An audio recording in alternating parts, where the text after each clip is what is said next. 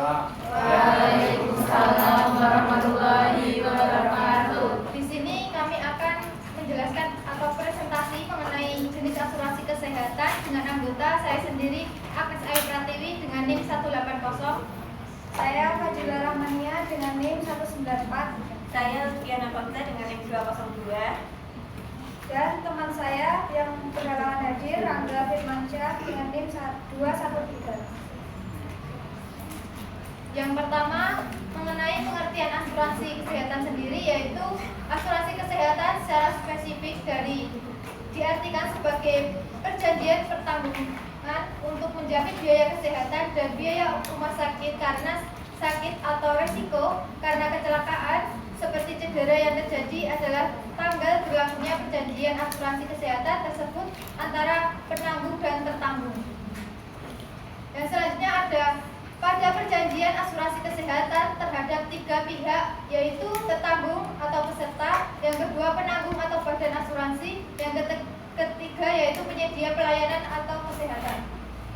Untuk tertanggung atau peserta yaitu pihak yang terdaftar sebagai anggota membayar iuran premi sejumlah dengan mekanisme tertentu dan biaya kesehatannya. Yang kedua yaitu penanggung atau badan asuransi, yaitu bertanggung jawab mengumpulkan dan mengelola iuran serta membayar biaya kesehatan yang dibutuhkan peserta. Yang ketiga yaitu penyedia pelayanan kesehatan yang bertanggung jawab menyediakan pelayanan kesehatan bagi peserta dan untuk mendapatkan imbalan jasa dari badan asuransi.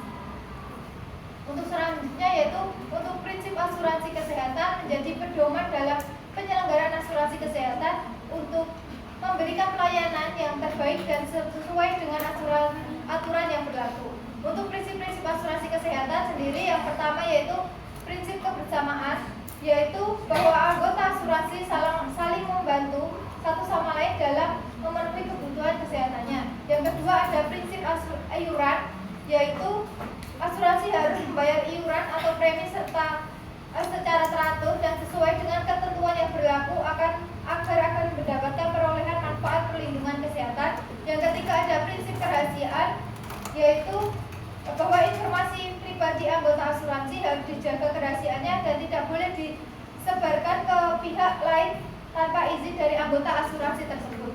Yang keempat yaitu prinsip keadilan, yaitu prinsip keadilan sendiri seluruh anggota asuransi harus mendapatkan perlakuan yang sama dan adil dalam hal memberikan manfaat perlindungan kesehatan.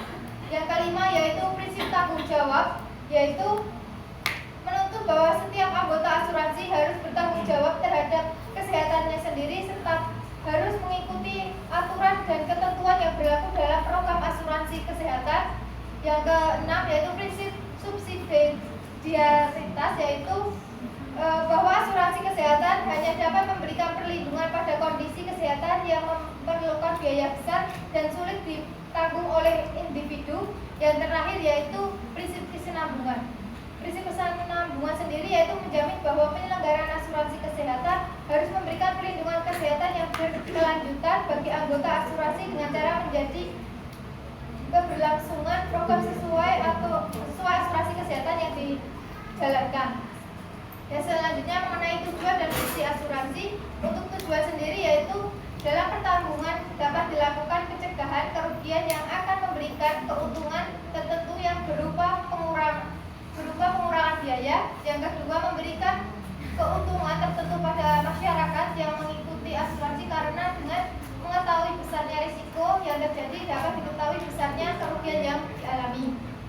Yang untuk fungsinya sendiri yaitu pengalihan risiko, yang kedua penghimpunan dana, yang ketiga premi seimbang. Yang selanjutnya akan dijelaskan oleh teman saya.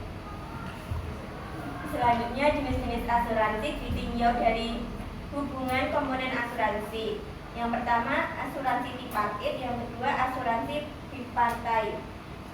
Selanjutnya ditinjau dari kepemilikan dan peranan kapal, asuransi kesehatan pemerintah atau government health insurance.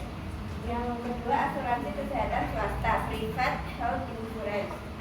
Ditinjau dari jenis pelayanan dan jenis jaminan. Yang pertama ditinjau dari jenis pelayanan yang ditanggung, yang kedua ditinjau dari jenis jaminan ditinjau dari jaminan asuransi kesehatan. Selanjutnya ditinjau dari jumlah peserta dan keikutsertaan anggota. Ditinjau dari jumlah peserta yang ditanggung. Yang kedua ditinjau dari keikutsertaan anggota. Yang terakhir ditinjau dari cara dan waktu pembayaran. Yang pertama sistem reimbursement, yang kedua sistem cashless, yang ketiga sistem klaim santunan. Selanjutnya macam-macam asuransi kesehatan di Indonesia. Yang pertama ada BPJS Kesehatan. BPJS Kesehatan adalah badan hukum publik yang dibentuk untuk menyelenggarakan program jaminan kesehatan nasional. BPJS dibentuk dengan tujuan untuk mewujudkan terselenggaranya pemberian jaminan terpenuhnya kebutuhan dasar hidup yang layak bagi setiap peserta atau anggota keluarganya. Yang kedua ada Jamkesmas. Jamkesmas yaitu jaminan kesehatan masyarakat, adalah sebuah program jaminan kesehatan untuk warga Indonesia yang memberikan perlindungan sosial di bidang kesehatan untuk menjamin masyarakat miskin dan tidak mampu iurannya dibayar oleh pemerintah agar kebutuhan dasar kesehatannya layak dapat terpenuhi. Selanjutnya ASKES, program jaminan pemeliharaan kesehatan yang dikenal dengan nama asuransi kesehatan atau ASKES yang dikelola oleh PT ASKES Persero, hanya dikhususkan untuk memberikan jaminan pemeliharaan kesehatan bagi kalangan pegawai pemerintah, contohnya PNS, pejabat negara, penerima pensiunan PNS, penerima pensiunan TNI Polri, penerima pejabat negara, veteran, dan perintis kemerdekaan. Selanjutnya Jamsostek. Jamsostek adalah salah satu badan penyelenggara jaminan sosial yang mengembangkan program jaminan sosial berdasarkan jaminan sosial yang didanai yang didanai oleh peserta dan masih terbatas pada masyarakat pekerja di sektor formal. Berikutnya adalah keuntungan dan kerugian. Keuntungan yang pertama, asuransi kesehatan boleh diikuti oleh siapapun dan dimanapun oleh seluruh warga Indonesia. Yang kedua, mendapatkan jaminan ketersediaan untuk semua kebutuhan biaya dokter, obat-obatan, rawat inap, sampai tindakan operasi. Yang ketiga, memindahkan resiko seseorang atau perusahaan asuransi dengan membayar premi yang relatif kecil bila dibandingkan kerugian yang mungkin terjadi, mampu memberikan dana dengan segera. Kerugian yaitu yang pertama, tidak semua rumah sakit berhubungan menjadi rekanan asuransi kesehatan. Yang kedua, untuk asuransi kesehatan BPJS yang sudah dibayarkan tidak dapat diminta atau ditarik kembali. Yang ketiga, lingkungan penanggulangan resiko terbatas. Contoh kasus 1, seorang pasien bernama Bapak Budi menjalani operasi karena penyakit jantung di salah satu rumah sakit di Jakarta. Bapak Budi mengajukan klaim kepada perusahaan asuransi untuk menanggung biaya operasi tersebut. Namun klaim tersebut ditolak dengan alasan penyakit jantung dianggap sebagai penyakit bawaan yang tidak cakup oleh polis.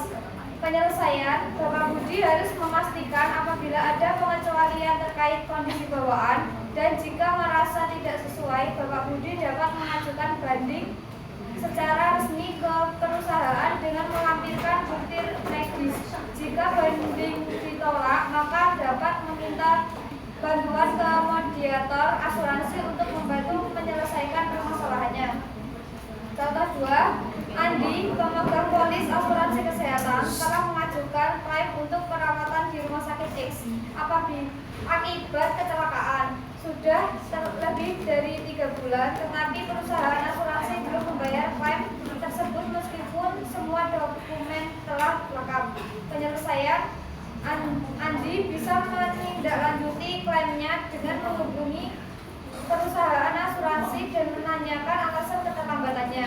Jika tidak ada tanggapan dari pihak asuransi, Andi dapat mengajukan keluhan resmi ke divisi keluhan customer service perusahaan asuransi. Apabila perusahaan asuransi tidak juga juga menyelesaikannya, Andi dapat melaporkan ke OJK yang memiliki kewenangan menegakkan kepatuhan perusahaan asuransi terhadap peraturan. Jika masih tidak terselesaikan, Andi dapat mengambil langkah terakhir, yaitu langkah hukum. Sekian dari presentasi dari saya.